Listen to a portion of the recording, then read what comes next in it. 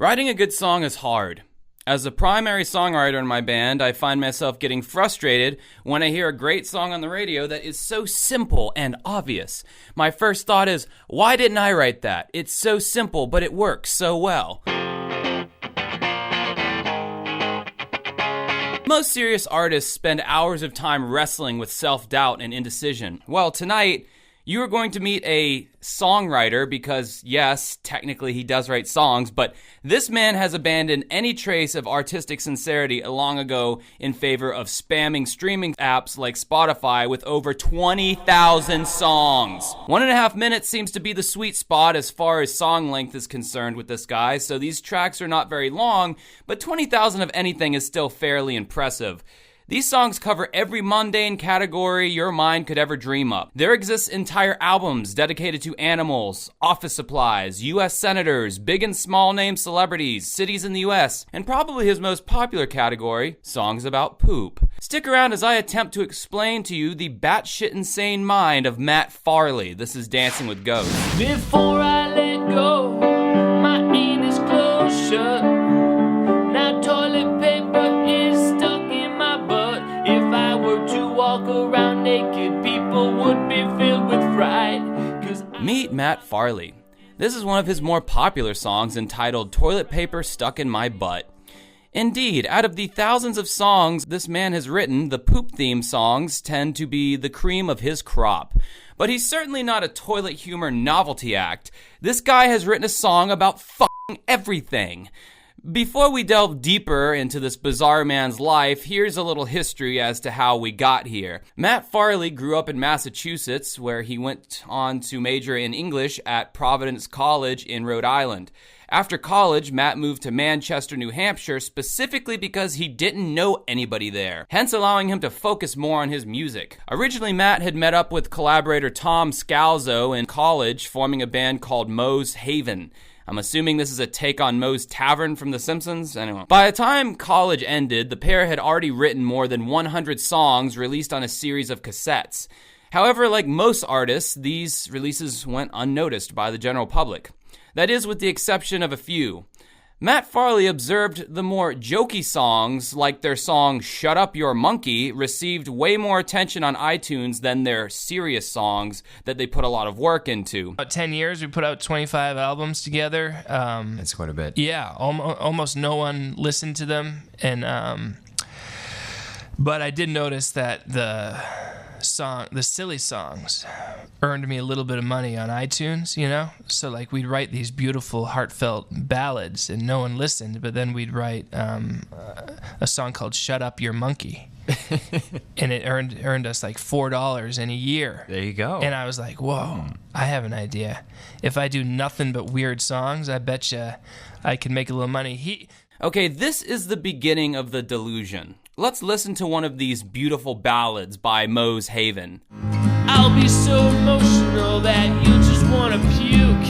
And you're so cute, so confident, so unfamiliar too. I could have sworn I knew you. That song was called Dig In and comes highly recommended by Matt himself as one of his better songs he's ever written. Okay, at best, this is a lo-fi indie folk love song. This is a song that even at its peak wouldn't have come close to standing out in the ocean of other artists who write songs just like this every day. From the shoddy recording quality to Matt's nasally vocal tones, this song simply doesn't measure up to the artists he's competing with. In a world where Death Cab for Cutie, The Decemberists, and Bon Iver exist, Matt Farley didn't stand a chance. A seemingly insurmountable problem in making this video is that there is simply no way to listen to all of these songs to even determine if there are any truly hidden gems in the lot. Even before all the silly shit started oozing in, Farley had implemented this quantity over quality idea from the very beginning. For instance, his first project, Moe's Haven, has 30 albums with an average of 14 songs per album. Some of these are double albums. I'm sorry, there's just no fucking way I'm listening to all of this. It's overwhelming. From the few songs I was able to listen to across several albums, I surmised that all of this music was going to be that same lo-fi, poorly recorded indie folk, coated with a patina of cheese kind of music. And I mean, sure, there are indie bands out there that don't take themselves seriously, such as the Flaming Lips, for example. But the Flaming Lips write good songs and have good production value that doesn't sound like they were recorded in a living room with a Tascam 8-track. So already, Matt Farley is quite delusional when it comes to the quality of his songwriting. He even went on to say in a radio interview that he has written hundreds of songs that are better than Van Morrison. I've written better songs than Van Morrison, many, dozens, maybe hundreds. But I'm only known for singing about Pizza Hut and animals and poop. Dude, the delusion here is off the charts. I'm not a Van Morrison fan by any means, but the guy's still a legend. You, sir, are a hack. After seeing some negligible success from the more jokier songs from Matt's first project, it gave him an idea. Why not lean into what seems to be working? And that concept in and of itself is not a bad one. But what he leaned into was a wall covered in shit. After 10 years of giving it a go, Moe's Haven disbanded and Matt dove headfirst into making some of the most ridiculous shit you could ever imagine. First off, the guy has like 80 different pseudonyms that he writes under. There's the Toilet Bowl Cleaners, Matt Mautern Manly Man, the Very Nice Interesting Singer Man, the guy who sings songs about cities and towns, the Strange Man who sings about dead animals, Papa Razzie and the Photogs, and many, many more. The Toilet Bowl Cleaners is arguably his most successful project, with 4 of his songs from that project hitting multiple millions of streams on Spotify. This project alone has 14 full-length albums with an average of 18 songs per album. Let's take a listen, shall we? Twerk fart, twerk twerk, a twerk fart, twerk fart, twerk twerk, a twerk. Poop in my fingernails, poop in my fingernails, poop poop poop in my fingernails, poop in my fingernails. Like, what? What? And these song titles, these freaking song titles. Food into poop, drink into pee, push out your poop, go poop in a bucket, trouser cough, aka fart, when you poop in your dreams, you poop in your bed, held my poop too long, not need an operation, diarrhea is hard to spell but easy to smell, never gonna flush again. Oh my God. And can we talk about the absolute zero effort put into these album covers, which really, at this point, it makes perfect sense that you would put just as much effort into your album art as you would into your music, which is zero. One thought that occurred to me while I was listening to all these poop songs was that, like, little kids would absolutely eat this shit up. Oh, okay, no pun intended there. That was I misspoke. Whatever. This same thought actually occurred to Matt Farley as well. You see, with the advent of Alexa, kids could just yell, "Play a poop song," or "Play a song about poop," and bam, another cottage industry had been born for Farley. It was discovered that young kids' interest in these poop songs were what was propelling them to such high stream counts. But if you thought it stopped at poop, boy, were you sadly mistaken. Matt's other project, Papa Razzie and the Photogs, dedicate each song to a particular celebrity. Sometimes the celebrity in question isn't even that famous. This project has 38 albums, with each album averaging about 40 songs. I'll just pick an album and read some of the titles. Lenny Bruce, you said lots of bad words. Seth Rogen, you are a brilliant funny man. Kathy Griffin, why are you so mean to famous people? Adam McCune, you gotta get back up on stage. Chevy Chase, you're like the funniest guy in the world. Chris Farley was very funny when he was alive. The list goes on and on and on. Probably one of my personal favorites from this project is titled Mark Zuckerberg, What Did You Think of the Social Network? Oh, Mark Zuckerberg, you were portrayed in a movie called The Social Network. Oh, you can call me sometime, 603-644-0048. Oh yeah, that's another thing that the guy does. He gives out his phone number in a lot of his songs, and yes, it's his actual phone number, and no, this isn't me doxing him. He's very proud of the fact that his phone number is so public. Then there's the guy who writes songs about cities and towns. This project has 55 albums that each average 50 songs per album. So your city has probably received the Matt Farley treatment. Let's hear what song my city got. Jacksonville, Florida is a wonderful city. Oh yeah, it's a great, wonderful. I mean, yes, it's hilarious, but you kind of get what this guy does by now.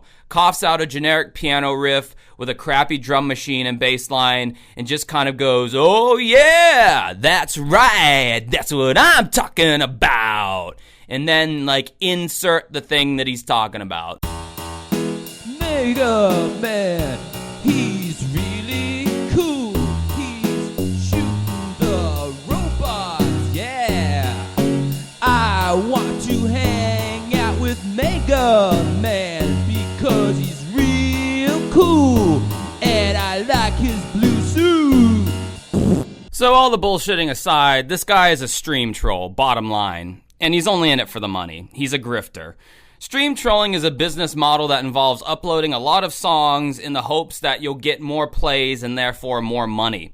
Matt Farley's version of stream trolling is to eventually make a song about every noun you could possibly think of, so when somebody types something into Spotify, one of his songs will come up. Because the goal is, if I have a song about everything, then eventually someone's going to search for that. In fact, this strategy worked very well for him at one point when apparently Jimmy Fallon one day typed in the word Pizza Hut on Spotify, and Matt Farley's This Building Used to Be a Pizza Hut song came up, and he was invited to do the song on the Jimmy Fallon show, and that is his huge claim to fame as far as mainstream exposure goes. It used to be a Pizza Hut, it used to be a Pizza Hut, it's not a Pizza Hut anymore, but to me it still is, used to be a Pizza Hut. Yet, oddly, Matt pushes against the media calling him out on being a stream troll and being a music spammer, instead of just owning it like he should. He's written more than 16,000 songs available on iTunes and Spotify. Are they any good? No, of course not. Can you believe that? I bet he listened to less than 5. I think there should be daily headlines about me on every newspaper, like Matt Farley continues to exist. But the headline is always, this jokester spam artist has figured out how to cheat the system and steal money from Spotify. I'm like, is it cheating the system to put your heart and soul into a project for a decade? But out of the other side of his mouth, he's constantly talking about money. Getting very close to 500,000 streams on Spotify. How much money is that? $2,500 for one song. For one song that took me as long as it is to write it. Cool. 2004, I started releasing music with my band Moe's Haven. Shut Up Your Monkey, I Love Hugh Grant, and Frozen Pizza was earning $2 a year. And I was like, wait a second, $2 per song per year. If you have 10,000 songs, boom, that's 20 grand. Then we'd write a song called Shut Up Your Monkey. And it earned us like $4 in a year. There you go. And I was like, whoa, I have an idea. If I do nothing but weird songs, I bet you I can make a little money. So which is it, Matt? Are you this prolific artistic visionary who discovered a new way to express your creativity? Or did you see that you made a little bit of money from some novelty songs and you decided to 10x it to get rich? Because make no mistake, Matt is well off. In 2023, Matt's music earned him just shy of $200,000. And sure, that may not be fuck you money, but it's a hell of a lot more money than what most of us are making. At the end of the day, though, is Matt Farley really hurting anybody? I mean, he sure is clogging up Spotify with a bunch of useless, spammy songs. Viper, I'm coming for you next. Y'all cowards don't even smoke crack. What's up with that? But I mean, I only found out about this guy from reading an article in this news magazine I subscribe to, so it's not like Spotify ever shoved this dude's shitty music in my face. And even though Matt may seem unhinged, he seemingly leads a pretty normal life with a wife and kids. Yes, some woman married this man.